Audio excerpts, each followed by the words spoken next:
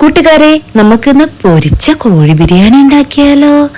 അടിപൊളി ടേസ്റ്റിൽ. അപ്പം അതിനു വേണ്ടി ചിക്കൻ നമ്മൾക്ക് മഞ്ഞൾപ്പൊടി, മുളക് പൊടി, ഗരം മസാല, കുരുമുളക് പൊടി, ജീരകപ്പൊടി, ഉപ്പ്, തൈര്, ലെമൺ ചേർത്ത് 2 മണിക്കൂറോളം സോക്ക് ചെയ്യാൻ വെക്കുക. ഒരു 6-7 വലിയ ഉള്ളി, വലിയ സവാള ഇതുപോലെ നൈസായിട്ട് കട്ട് ചെയ്ത് വെക്കുക. എന്നിട്ട് സെപ്പറേറ്റ് ആക്കി വെക്കുക.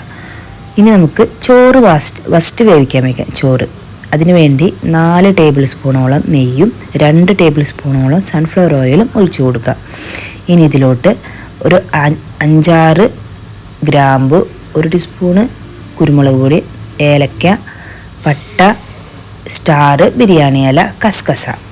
ഇനി നമുക്ക് 1 കിലോ ബിരിയാണി, അതായത് 1/2 കപ്പിൻ്റെ 2 കപ്പ് ബിരിയാണി എടുത്തിട്ടുണ്ട്. അത് സോക്ക് ചെയ്യാനായിട്ട് വെച്ചിട്ടുണ്ട്. മസാലകളൊക്കെ എണ്ണയിലേക്ക് ചേർത്ത് കൊടുത്ത് നമ്മൾ 2 കപ്പ് അളന്നാണ് എടുത്തത്.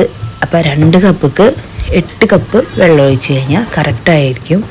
കുറച്ച് ഉപ്പും നാരങ്ങ നീരും ചേർത്ത് കൊടുത്ത് തിളപ്പിക്കാനായിട്ട് വെക്കുക. ഈ സമയം നെയ്യിൽ അണ്ടിപ്പരിപ്പും ഉണക്കമുന്തിരിയും ഫ്രൈ ചെയ്ത് എടുത്ത് മാറ്റി വയ്ക്കുക.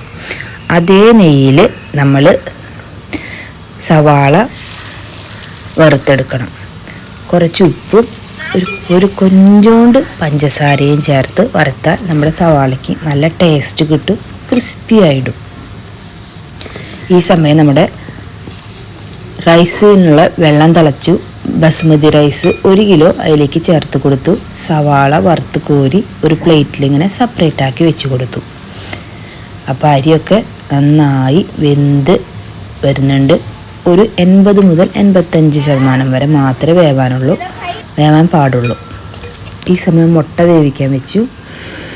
സവാളയൊക്കെ വറുത്ത് കഴിഞ്ഞതിന് ശേഷം അതിലോട്ട് ചിക്കൻ വറുത്തെടുക്കുക. കുറച്ച് സവാള മാറ്റി വയ്ക്കുക. ഇത് നമുക്ക് ചിക്കൻ കറി ഉണ്ടാക്കാനായിട്ടുള്ളതാണ്. അപ്പോൾ നന്നായിട്ട് പൊടിച്ച് എടുത്ത് വയ്ക്കുക. അപ്പോൾ ചിക്കൻ നമ്മുടെ വറുത്തുകൊണ്ടിരിക്കുകയാണ്. ഇനി നമുക്ക് അതേ എണ്ണയിൽ തന്നെ 2 ഏലക്ക, 2 ഗ്രാമ്പ്, 1 സ്റ്റാർ, ബിരിയാണി ഇല, ഇഞ്ചി, വെളുത്തുള്ളി, പച്ചമുളക് ക്രഷ് ചെയ്തത് കൂടി ചേർത്ത് നന്നായി വാട്ടിയെടുക്കാം. ഇനി ഇതിലോട്ട് 2 തക്കാളി കട്ട് ചെയ്തതും കൂടി ചേർത്ത് കൊടുക്കുക. നന്നായി ഇളക്കി കൊടുക്കുക. ആവശ്യത്തിന് ഉപ്പ് ചേർത്ത് കൊടുക്കുക.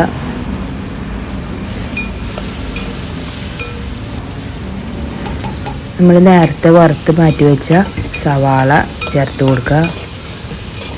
അടിപൊളി ടേസ്റ്റാട്ടാ. ഒരു ഞായറാഴ്ച ഉണ്ടായാൽ ഇതുപോലെ ചെയ്ത് നോക്ക്. ഇനി ഇതിലോട്ട് മസാല ചേർത്ത് കൊടുക്കുക. മഞ്ഞൾപ്പൊടി, മുളക് പൊടി, ഗരം മസാല. ഇത് മാത്രമാണ് നമുക്കിതിൻ്റെ വേണ്ടത്. ഇനി ആവശ്യത്തിന് വെള്ളം ഒഴിച്ചു കൊടുക്കുക. കുറച്ച് പെരുംജീരകത്തിൻ്റെ പൊടിയും കൂടിയും ചേർത്ത് കൊടുക്കണം. ഇനി ആവശ്യത്തിന് വെള്ളം ഒഴിച്ചു കൊടുക്കുക. ഗ്രേവിക്ക് ആവശ്യത്തിന്. നമ്മൾ നേരത്തെ ഫ്രൈ ചെയ്ത് വെച്ചിരിക്കുന്ന ചിക്കൻ ഇതിലോട്ട് ചേർത്ത് കൊടുക്കുക. നന്നായി മിക്സ് ചെയ്ത് കൊടുക്കുക.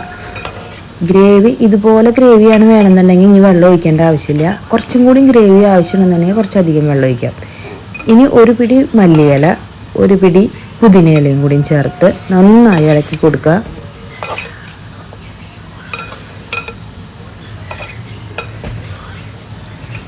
ഇങ്ങനെയാണ് വേണമെന്നുണ്ടെങ്കിൽ ഇങ്ങനെയും കഴിക്കാം. അതല്ല കുറച്ചും കൂടി വെള്ളം വേണമെന്നുണ്ടെങ്കിൽ കുറച്ചും കൂടി വെള്ളം ഒഴിക്കുക. കുറച്ച് നാരങ്ങ നീര് ഒഴിച്ചു കൊടുക്കുക. നന്നായി ഒന്ന് തിളക്കട്ടെ. ആവശ്യത്തിന് ഉപ്പ് ചേർത്ത് കൊടുക്കണം. കുറച്ച് പഞ്ചസാര ലാസ്റ്റിൽ ഒരു 1/2 ടീസ്പൂണ് പഞ്ചസാര ചേർത്ത് കൊടുക്കുക. എന്നിട്ട് അത് മൂടി വെച്ച് വേവിക്കാം. ഇനി നമുക്ക് ദം ചെയ്യാം. ഒരു പാത്രത്തിലോട്ട് ആദ്യം അരി ഇടുക. കുറച്ച് സവാള ഫ്രൈ ചെയ്തത്, അണ്ടിപ്പരിപ്പ്, ഉണക്കമുന്തിരി, ഒരു 1/2 ടീസ്പൂണോളം പൈനാപ്പിൾ എസൻസ്. ഇനി നമ്മൾ വേവിച്ച് വെച്ചിരിക്കുന്ന ചിക്കൻ്റെ ഗ്രേവിയും 2 പീസ് ചിക്കനും കൂടി ഇടുക.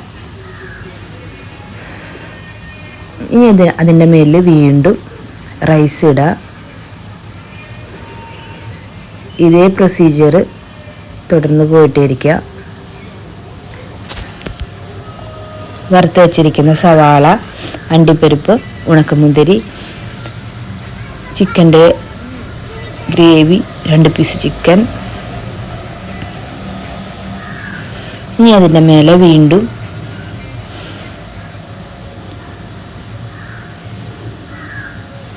സവാള ഇടാം. ഇപ്പം സവാള ആവശ്യമുണ്ടെങ്കിൽ നിറച്ചിട്ടാൽ മതി, അല്ലെങ്കിൽ കുറച്ച് കുറയ്ക്കാം കേട്ടോ. ഞാനിവിടെ എല്ലാ പിള്ളേർക്കും സവാള ഫ്രൈ ചെയ്ത് ഭയങ്കര ഇഷ്ടമാണ്. അപ്പോൾ അതിൻ്റെ മേലെ നമ്മൾ കുറച്ച് പൈനാപ്പിൾ എസൻസും കുങ്കുമപ്പൂ വെള്ളത്തിൽ ചേർത്ത് വെച്ചതും കൂടി ചേർത്ത് നമ്മൾ ദം ചെയ്യാണ്. ഒരു 15 മിനിറ്റോളം അങ്ങനെ ദം ചെയ്ത് വെച്ചു. അങ്ങനെ നമ്മുടെ പൊരിച്ച കോഴി ബിരിയാണി റെഡി. അപ്പോൾ മക്കളെ മസ്റ്റ് ട്രൈ ആട്ടാ. അപ്പോൾ ഇനിയും വരാട്ടാ. Bye bye friends.